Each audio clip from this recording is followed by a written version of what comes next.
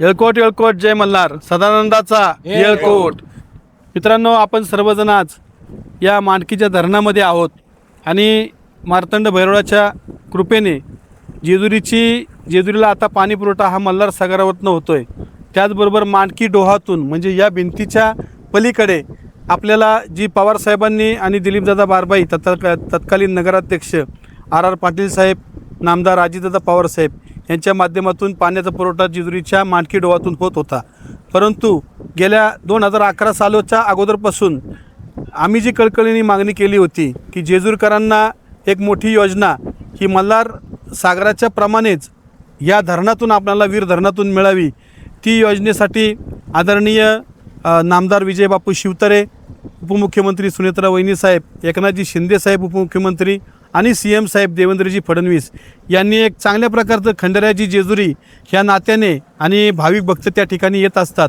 त्यामुळे जेजुरीसाठीची ही 78 कोटीची योजना ही मंजूर केलेली योजना आज आपण त्याच्यामध्ये याचं काम देखील सुरू झालेलं आहे. ती योजना पाहण्यासाठी या ठिकाणी आपण आलेलो आहे. या योजनेच्या बाबतीत जर महत्त्वाचं सांगायचं झालं तर अतिशय महत्त्वाकांक्षी ही योजना जेजुरीच्या या नगरपालिकेच्या माध्यमातून असणार आहे.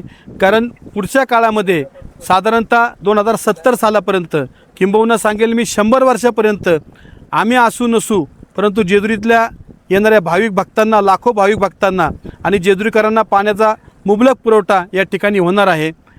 3 KLPAD पाण्याची आवश्यकता जेजुरीला आजच्या तारखेला आहे. 1.5 KLPAD पाणी येतं आहे. तर या योजनेमुळं 13 KLPAD, आता ते किती क्युबिक मीटर काय आहे ते विषय सोडून द्या, परंतु 10 पट पाणी हे जेजुरीला या योजनेच्या माध्यमातून येणार आहे. म्हणजे मित्रांनो, आपण विचार करा, नागरिकांनी याचा विचार करावा की 24 तास पाणी तर तुम्हाला तर मिळेलच नागरिकांना, परंतु येणाऱ्या भाविकांना रोज जरी 1,00,000 भाविक आले किंवा 2,00,000 भाविक आले, फ्लोटिंग पॉप्युलेशन जरी जेजुरीचं वाढलं तरी पण आपण कितीही मोठ्या प्रमाणात एअरपोर्ट होतं आहे, IT पार्क होत आहेत.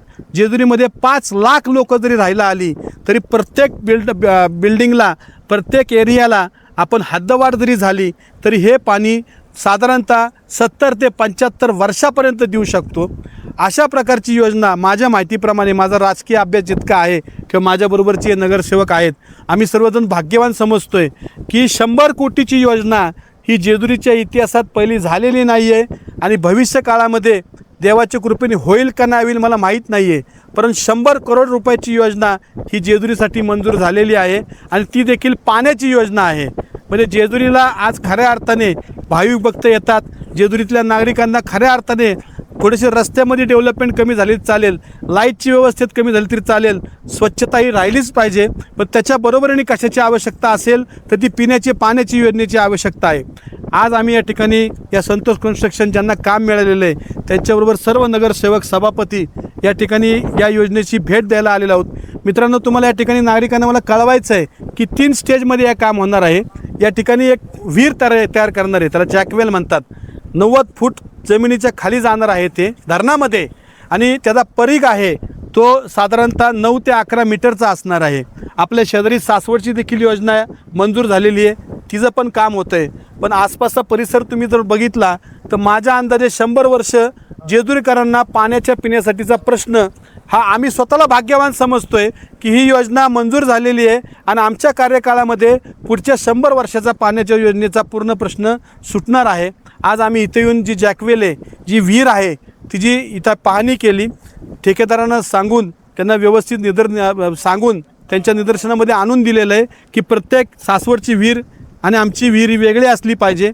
सासवडच्या आणि आमच्या विहिरीमध्ये तत्वतः आणि तात्विक आणि तांत्रिक अशा प्रकारचं अंतर पाहिजे. म्हणजे त्यांची विहीर पुढं आणि आमची विहीर पाठीमागं असेल तर चांगल्या प्रकारचं धरणातून पाणी जेव्हा डेड स्टॉक होतो तेव्हा ते पाणी चांगल्या पद्धतीने त्या जॅकवेलमध्ये ॲटोमॅटिकली, म्हणजे कुठल्या प्रकारचे विद्युत उपकरणं न वापरता डायरेक्ट जॅकवेलमध्ये पाणी येईल. कारण आपण ज्या ठिकाणी उभं आहोत निश्चितपणे त्याच्यापासून वरतीपर्यंत पाणी असतं आहे.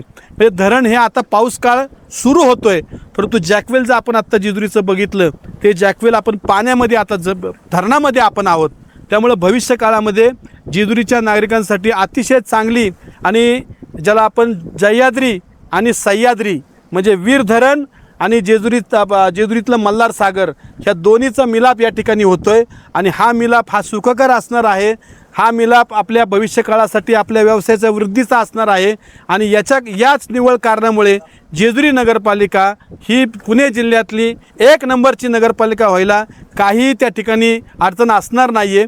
नागरिकांना या निमित्ताने मी विनंती करतो की आपण जेजुरीकर नागरिक ह्या नात्याने नगरपरिषदेचे माझे सर्व सभापती नगरसेवक आम्ही माननीय मुख्यमंत्री साहेब, माननीय उपमुख्यमंत्री साहेब, दोन्ही उपमुख्यमंत्री म्हणजे आमच्या वहिनी साहेब, सुनेत्रा वहिनी साहेब, एकनाथजी शिंदे साहेब आणि या राज्याचे CM देवेंद्रजी फडणवीस साहेब, त्याचबरोबर आमच्या तालुक्याचे लोकप्रिय नामदार आमदार विजयबापू शिवतारेंनी यांनी फार मोठे प्रयत्न यासाठी केलेले आहेत. या योजनेसाठी ही योजना 2011 साली फक्त 35 कोटी रुपयामध्ये होणार होती, परंतु काही गोष्टींमुळं आम्ही देखील त्यावेळेस इलेक्शनला हरल्यामुळं आमच्या हातून सत्ता गेल्यामुळं ती योजना आज 2026 सालामध्ये म्हणजे 35 कोटीची योजना 80 कोटीपर्यंत जाण्याचं कारण तेच आहे. परंतु 3 टप्प्यामध्ये या योजनेचं काम होणार आहे आणि मोठ्या प्रमाणामध्ये जेजुरीला सुगीचे दिवस येणार आहेत.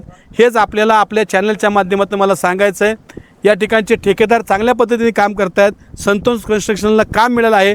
पारदर्शकपणे त्या ठिकाणी कुठल्याही प्रकारचं काही गोष्टी न होता हे पहा, कधीही विरोधक असतो त्यांनी विरोध करावा, परंतु चांगल्या कामाला या ठिकाणी विरोध नसावा. कारण हे पाण्याचं काम आहे, पुण्याचं काम आहे, ह्याच्यामध्ये कुणी विरोध करू नये अशा प्रकारची विनंती मला आपल्या चॅनलच्या माध्यमातून करायची आहे. आणि ही जी आज योजना जर पूर्णत्वात आली तर मी शब्द देतो की जेजुरीतल्या प्रत्येक नागरिक हा स्वतःच्या घराच्या पुढं गुढी उभारून येणाऱ्या 18 महिन्यामध्ये पाणी येतं आहे. परंतु आम्ही ठेकेदारांना सांगितलेलं आहे की 14च महिन्यात पाण्याचं तुम्ही उद्घाटन आम्हाला जेजुरीमध्ये आलं पाहिजे, की 18 महिन्यात काम न करता 14 महिन्यात तुम्ही काम करा. आम्ही तुम्हाला त्या ठिकाणी डोक्यावर उचलून तुम्ही त्या ठिकाणी खंडऱ्याचा भांडार उचलून जेजुरीकर स्वागत करू. आणि प्रत्येक घरामध्ये ज्या दिवशी या पिण्याच्या पाण्याची योजना जेजुरीतली पूर्ण झाली असेल तेव्हा गुढी उभारून आम्ही स्वागत करू. असंच आम्हाला महाराष्ट्राला या निमित्ताने सांगायचं आहे. धन्यवाद. आपल्या चॅनलने आपण या ठिकाणी आलात आणि जेजुरीकरांना माहिती, उभ्या महाराष्ट्राला माहिती, तमाम नागरिकांना माहिती आपण द्यावीत हीच आपल्या चॅनलच्या माध्यमातून आपल्याला विनंती. जय मल्हार.